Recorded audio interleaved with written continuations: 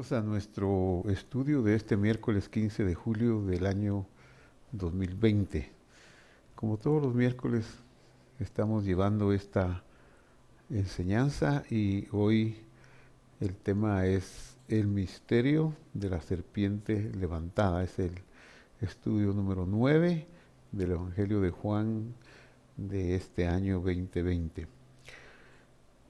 Padre que estás en el cielo, te pedimos que nos des la luz de tu Santo Espíritu, de tu poder, de la sabiduría para poder entender los misterios y los secretos terrenales que, que están escritos en tu palabra para nosotros en este tiempo. Tanto ayúdame a mí a exponerlos como a los receptores a recibirlos con tu bendición en el nombre de Jesús. Amén. Juan capítulo 3, versículo 14 nos habla de este gran misterio que trataremos de desentrañar hoy. Y como Moisés dice el versículo 14, levantó a la serpiente en el desierto, así es necesario que sea levantado el Hijo del Hombre.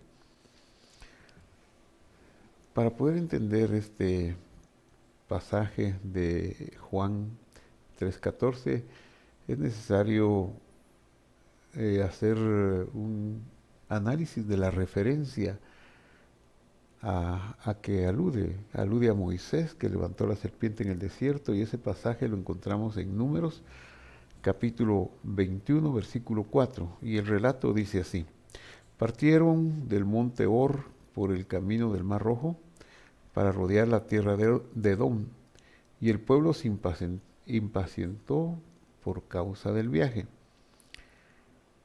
Eh, esa frasecita, la que dice el pueblo se impacientó, es la expresión en hebreo eh, curiosísima, pues dice se cortó el pescuezo del pueblo, se agobió, algo así como el agua le llegó al cuello o ya no aguantó, pero habla de una fuerza en el cuello, ¿verdad?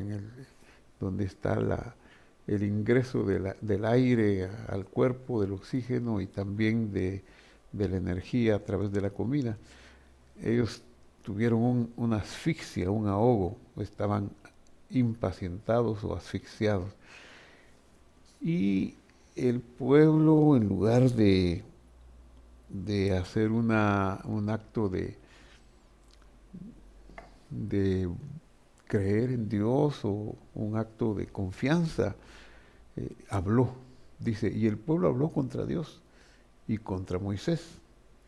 Y dijeron, ¿por qué nos han sacado de Egipto para morir en el desierto? Pues no hay comida ni agua y detestamos este alimento tan miserable. Es una actitud bien desagradable la que se da en muchas ocasiones en nosotros, no solo en el relato, sino también en nosotros. Cuando hay algo que no sale bien, venimos y le echamos la culpa a Dios, a las circunstancias o a los líderes. Y muy pocas veces podemos sacar una lección y hacer una reflexión de por qué nos está pasando cierta cosa, o aprender del pasado, de cómo la mano de Dios nos sustentó en el pasado, que igual lo hará en el presente. Ellos no, ellos mostraron una facilidad para la maledicencia y una ingratitud. Incluso el sustento que los había alimentado por muchos años en el desierto, ese pan milagroso conocido como el man o el maná, un regalo del cielo, lo llaman alimento miserable, un alimento que detestamos, ya estamos cansados y aburridos. Entonces sucedió algo terrible. Números 21:6 dice, y el Señor envió serpientes abrasadoras entre el pueblo y mordieron al pueblo, y mucha gente de Israel murió. Mucha gente, y gente importante. La palabra mucha también habla de gente que era importante. dice, envió serpientes abrasadoras. La palabra en hebreo, la frase serpientes abrasadoras es Hanehashim Hash Serafim. Hanehashim a Serafim. La raíz de esta palabra, serafim, es la palabra saraf y su significado es un ser que incinera, un ser que es de fuego, que arde o que crema. La frase podría decir entonces que envió Hanehashim, serpientes, a serafín, cremadoras, abrasadoras o ardientes. La versión de los 70, la Septuaginta, una de las primeras traducciones de las escrituras hebreas a otro idioma, y en este caso fue al griego, hecha por 72 sabios judíos en Alejandría. Ellos tradujeron esta frase como serpientes mortales. El Targum, que es la traducción al arameo, y la versión siriaca, dicen serpientes crueles. Ahora, es muy curioso que el nombre de estas serpientes, serafim, también comparte, es un nombre que se es dado a unos seres celestiales. Lo vamos a ver más adelante. Pero es muy impresionante que el nombre de las serpientes, serafim, ardientes, es el nombre de unos ángeles que ministran delante del Señor. Entonces el pueblo, cuando se vio atormentado por aquella mortandad de las serpientes ardientes que venían y los mordían, serpientes venenosas, ardientes porque seguramente el veneno cuando empezaba a circular en el cuerpo ha de haber producido un efecto abrasador, caluroso, incinerante, un dolor quemante. Entonces dice que vino Moisés y claro, ahora vienen y reconocen su pecado, vienen haciendo una confesión y una búsqueda de ayuda. Y dice, hemos pecado porque hemos hablado contra el Señor y contra ti. Intercede con el Señor para que quite las serpientes entre nosotros. Y Moisés intercedió por ellos. Este es un caso muy interesante y muy bonito en el cual el líder ora por el pueblo. Pero yo quisiera que aprendiéramos aquí lo que significa la oración. Quisiera aprovechar este pasaje para dar un paso más sobre la oración, porque a veces estamos un poquito equivocados y podemos llegar a ser frustrados. ¿Qué fue lo que hizo Moisés? ¿Cómo fue su oración? Aquí lo dice en Números 21, 7, el pueblo dice, intercede con el Señor. Esa frase, intercede con el Señor, es It Palel el Adonai. It Palel el Adonai, donde It Palel es lo que se traduce como intercede, con el Señor es lo que se traduce el Adonai. El verbo itpalel, que habla de lo que es oración o la intercesión, está en un binyan llamado itpalel, que es recíproco, reflexivo. Eso significa que aunque es intensiva la acción de este modo verbal, la acción cae sobre el sujeto. Es decir, no se trata de una petición o de una fuerza, de un clamor hacia Dios, sino que se trata de algo que tiene que ver con un análisis interior. La palabra hebrea itpalel, traducida intercede, tiene una raíz y la raíz es palal, que significa juzgar y analizar. Y como está en forma reflexiva, entonces lo que Moisés hizo o lo que nos enseña que es la oración en una de sus formas de realización es una reflexión, no es una petición, no es quita la serpiente, sino, Señor, las serpientes por alguna razón están aquí. ¿Cuál es la razón? ¿Qué hicimos? ¿Dónde estoy mal? ¿Qué puedo mejorar? Más que, eh, Señor, no seas cruel, mira este alimento tan pesado, ellos hablaron mal.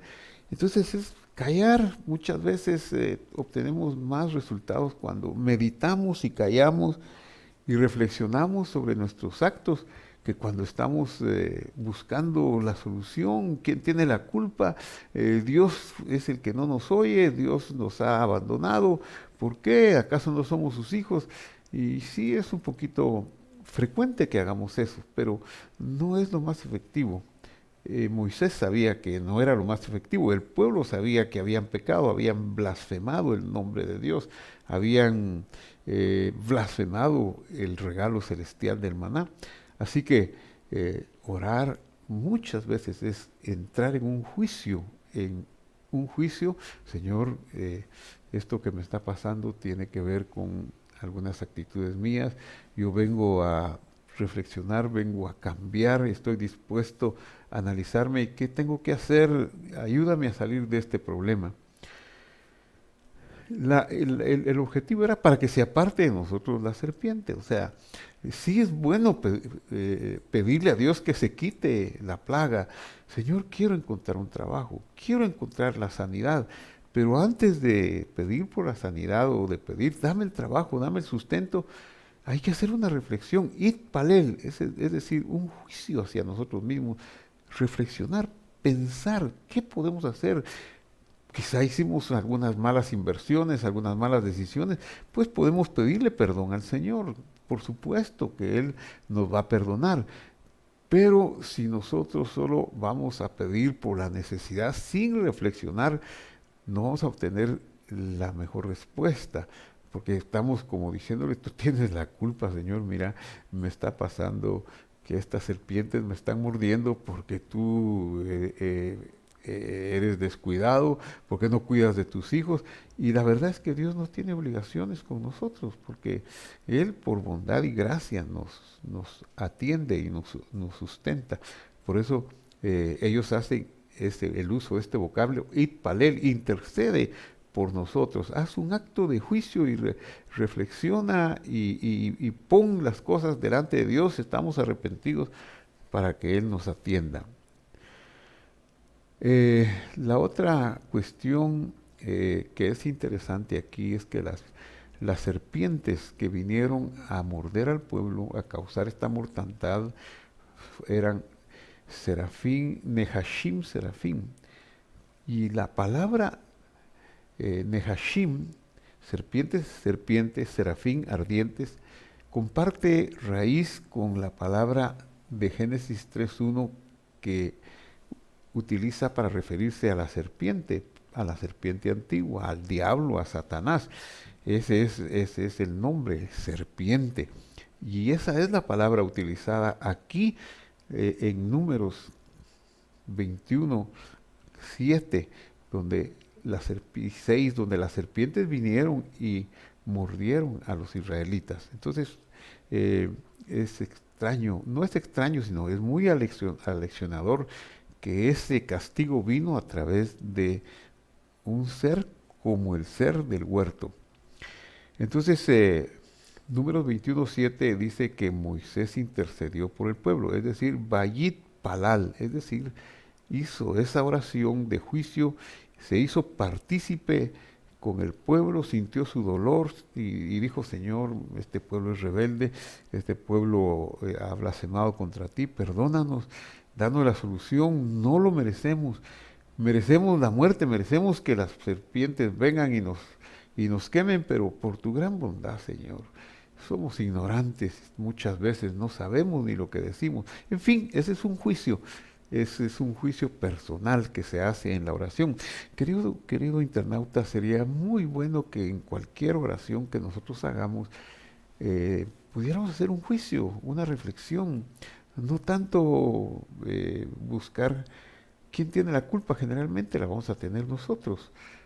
Generalmente nosotros, no, ni siquiera la que duerme a mi lado o mis seres más cercanos, que es donde buscamos nosotros quién tiene la culpa, hay que hacer un análisis, una introspección personal e ir con el Señor con arrepentimiento. Entonces Moisés intercedió por el pueblo y Dios le contestó, porque Dios es bueno. Dios contesta la oración, claro. No contesta la oración cuando la hacemos equivocadamente. Si venimos, Señor, tú tienes la culpa, tú tienes, eres muy duro, estás castigándonos, no hay motivo. Entonces, ¿qué nos va a contestar? Pues no nos va a contestar, porque no, esa acusación no amerita respuesta, amerita castigo. Pero Moisés supo hacer el juicio, la introspección. Y entonces el Señor le contestó y le dice en el verso 8, hazte una serpiente abrasadora. Esto es impresionante. Para curar aquel mal de las serpientes ardientes que movían al pueblo, Dios le dice, hazte una serpiente abrasadora y ponla sobre un asta y acontecerá que cuando todo el que sea mordido la mire, vivirá. Este versículo necesitamos analizarlo más profundamente en el idioma original. ¿Qué fue lo que le dijo realmente Dios a Moisés? Bueno, extraigo la frase, hazte una serpiente abrasadora, pero lo que le dijo en hebreo fue, hacé lejá saraf. Hacé es el verbo imperativo de hazte, hazte. Lejá, hazte para ti. Como tú hiciste el análisis, introspección personal, el juicio personal por ti, por el pueblo, hazte para ti un saraf, un saraf. No se tradujo esta frase como una serpiente abrasadora, pero realmente en el original no dice hazte una serpiente abrasadora. Dios le dijo nada más, hazte un saraf para ti. Un saraf. ¿Qué es un saraf?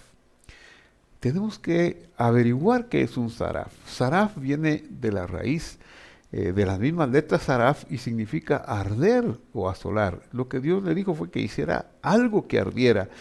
Le mandó a hacer un ser ardiente, o más que un ser, más que un sustantivo, como un atributo, un ardiente, un quemador, un incinerador. Bueno, ¿qué hizo Moisés?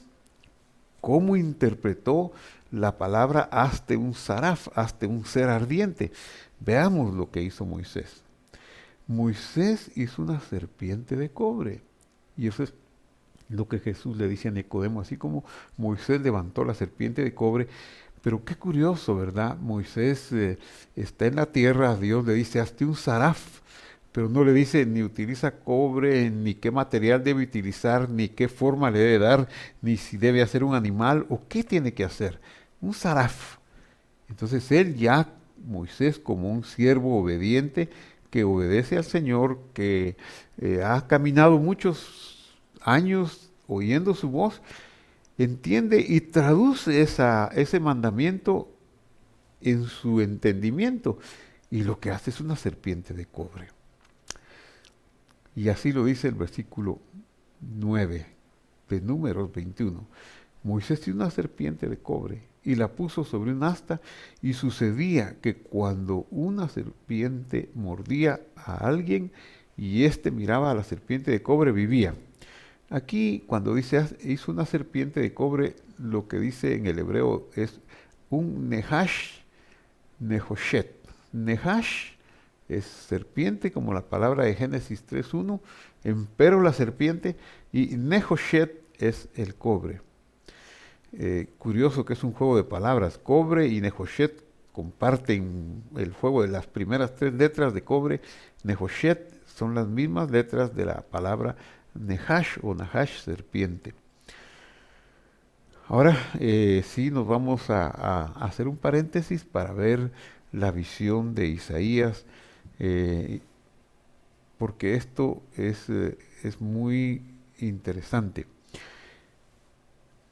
Hay unos seres celestiales en la presencia del Señor llamados serafín, que comparten la misma etimología con las palabras de Números 26, las serpientes ardientes, serafín, nehashim, serpiente, serafín es ardiente, Y veamos cómo lo vio el profeta Isaías. Dice, en el año de la muerte del rey Usías, vio al Señor sentado sobre un trono alto y sublime.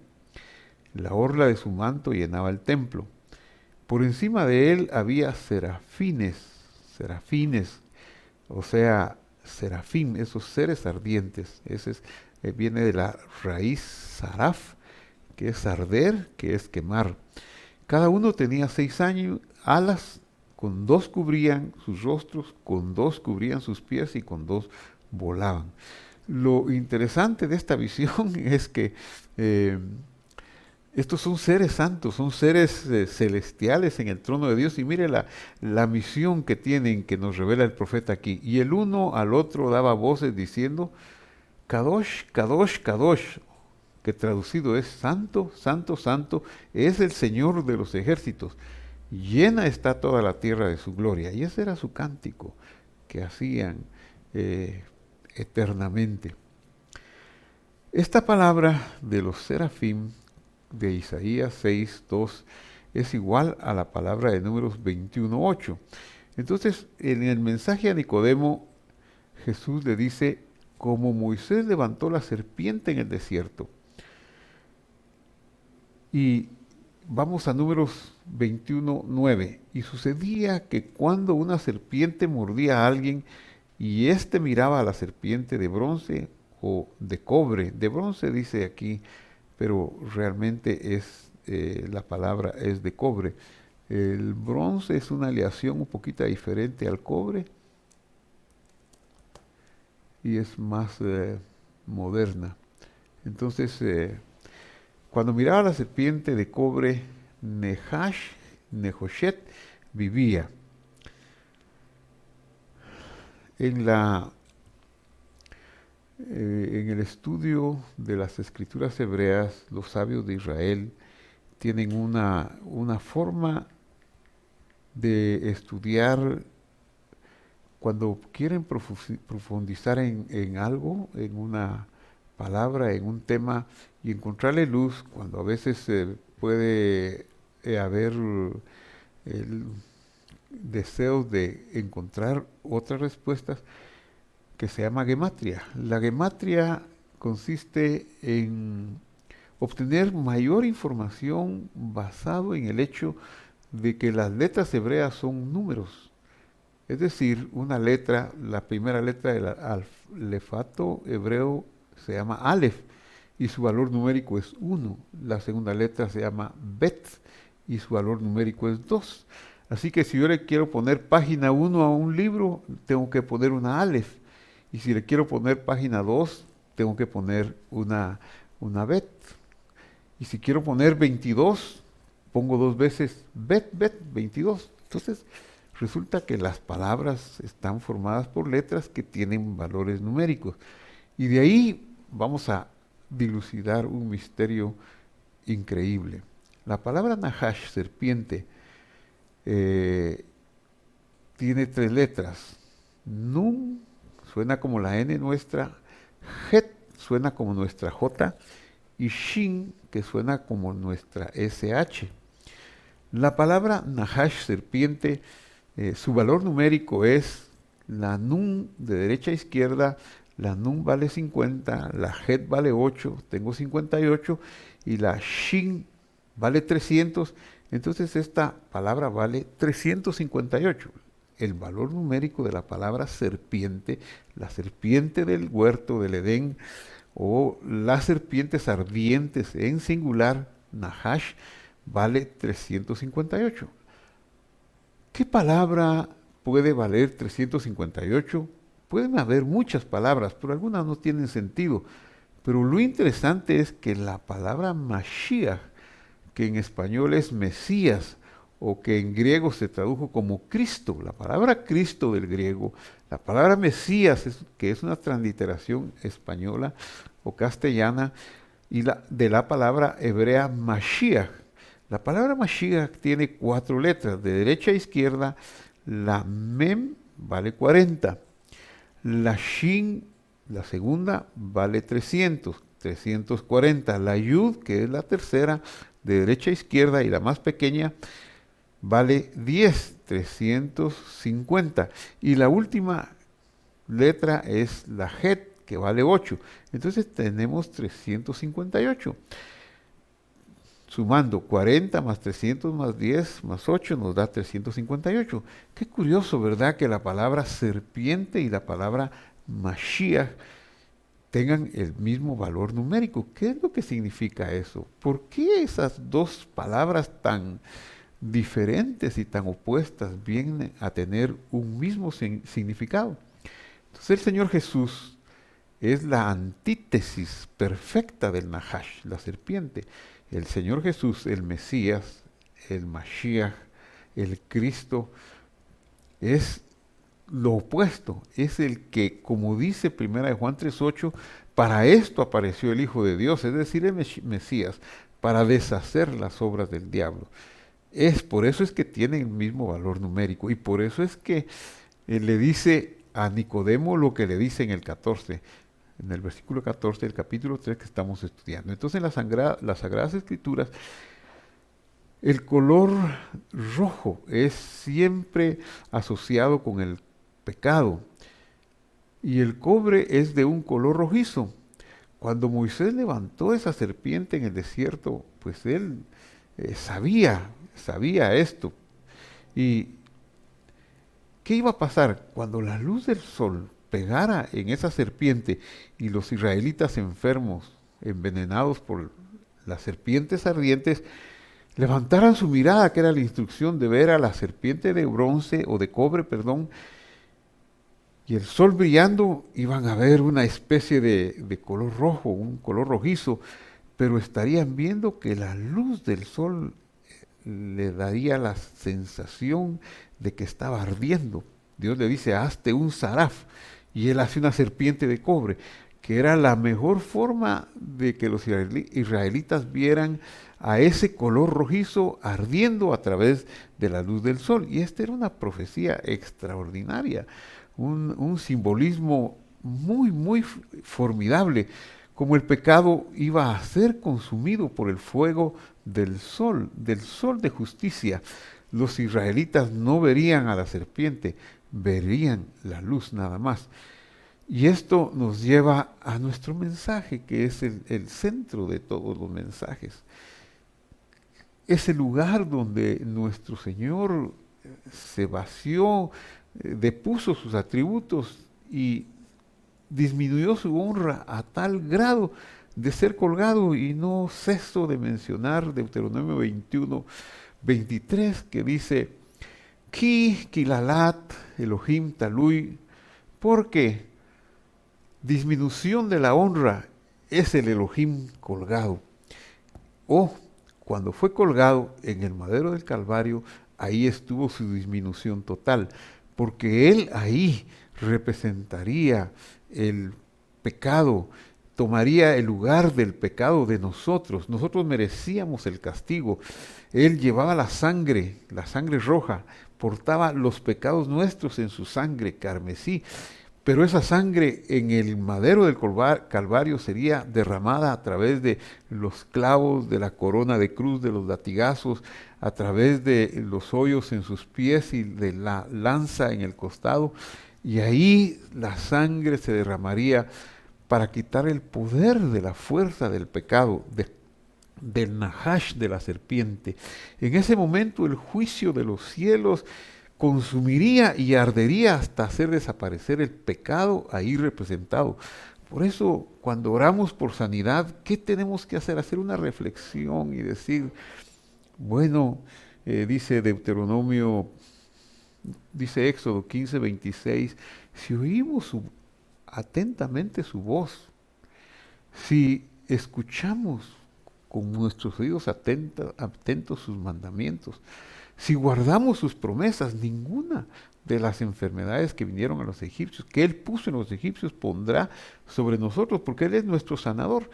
Y luego nosotros vemos que es imposible para nosotros oír y hacer todo perfecto. Los israelitas aquí lo muestran. Pero por eso Isaías el profeta nos dice, mas nosotros lo tuvimos por azotado de Dios, pero el herido fue de Dios y abatido por nuestros pecados, y el castigo de nuestra paz fue sobre él. y nosotros fuimos curados por su herida. Y esto lo toma Juan, en la epístola de Juan 2.24, primera epístola 2.24, dice, Él mismo llevó nuestros pecados en su cuerpo sobre el madero, para que nosotros muertos a los pecados, ahí estamos representados, mas vivos a la justicia, por su herida fuimos nosotros sanados, somos sanos del pecado, somos sanos también de cualquier otra carencia y podemos esperar que Dios nos dé una respuesta en base a esa itpalel, ese juicio hecho en el madero del Calvario, esa conciencia, atribuirme yo ese juicio que Él me representó ahí y entonces recibir el perdón. Y esa es la base para nuestras oraciones y peticiones y que nuestros enfermos puedan ser sanados, los que están en cualquier clase de enfermedad puedan recibir un auxilio divino. El Mesías pues ¿qué fue un saraf? Un saraf, es decir, un ser ardiente. ¿Por qué? Porque ahí en el madero del Calvario Él consumió el pecado, Él extinguió el pecado, todo está expresado en la serpiente y el juicio de la sobreabundante gracia de Dios, el sol de justicia, la gracia de Dios consumió el pecado de todo el cosmos, no solo el pecado de los hombres, sino el pecado del cosmos, como vamos a ver en el próximo miércoles. Y hemos visto cuando hemos leído que Él vino a salvar este mundo. Entonces, todo el pecado expresado ahí fue consumido y extinguido y quemado por la sobreabundante gracia de Dios. Por eso el apóstol Pablo en Romanos 5:20 dice, la ley se introdujo, o sea, la ley de Dios, los parámetros de Dios, los procedimientos, la instrucción de Dios, para que nosotros viéramos de qué tamaño eran nuestras transgresiones. Pero cuando vimos que nuestras transgresiones eran inmensas, eran muy grandes, que no teníamos esperanza de perdón, entonces ahí fue cuando Él tomó nuestro lugar y nos sobreprotegió o nos sobreabundó con su gracia y con su gracia consumió el pecado para darnos salvación. Todos nosotros, dice Isaías 53:6, nos descarriamos como ovejas, nos apartamos cada cual por nuestro camino, pero el Señor hizo que cayera sobre Él en el madero del Calvario, en el ser que iba a quemar el pecado, la iniquidad de todos nosotros. Fue azotado y humillado, pero no abrió su boca. Como un cordero al matadero será llevado, y como oveja delante de sus trasquiladores permanece muda, Él no abrió su boca. Volviendo a Juan 3, y ahora pasando al versículo 15, ¿para qué fue levantada la serpiente en el desierto? ¿Para qué el Señor Jesús se hizo un ser ardiente ahí? ¿Para qué Moisés tomó el símbolo y ahora toma el Señor Jesús ante Nicodemo para decirle, esta es la salvación y esta es la forma de eliminación del pecado? Para que todo aquel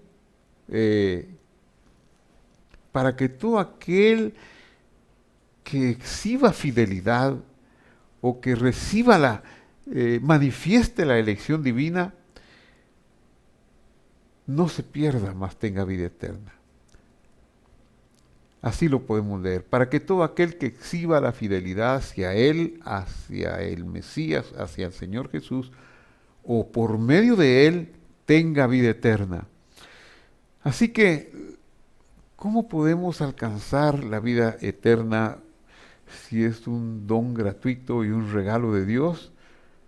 Pues es oyendo la palabra, porque la fe que Dios nos quiere regalar no viene de otra manera, sino cuando oímos sus promesas, cuando escuchamos sus juramentos, cuando vemos que Él desde el mismo inicio de la historia quiso nuestra salvación, no dejó a nuestros padres desnudos, los cubrió con pieles, no nos ha dejado sin instrucción, ha mandado sus voceros, sus mensajeros para decirnos que nos volvamos, que intercedamos, que hagamos juicio, es decir, reflexionemos nosotros para ir con Él y que nos arrepintamos de nuestros caminos.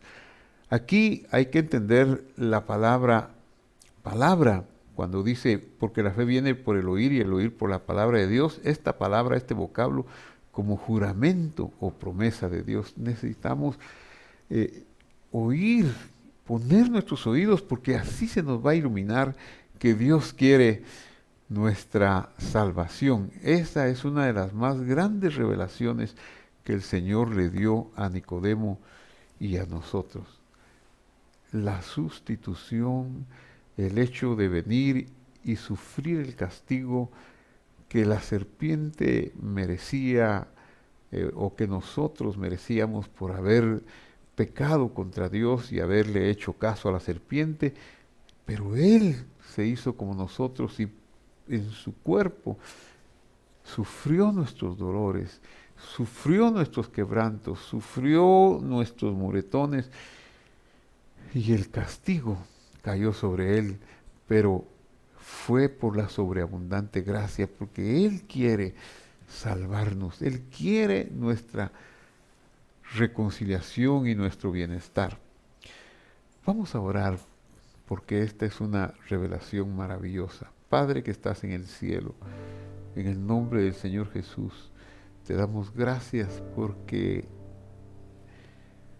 tú dejaste tu trono y corona, como dicen algunas de las canciones más hermosas que hay.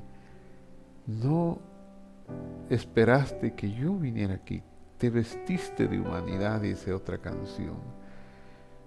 Y todo culminó cuando fuiste colgado en el madero por la criatura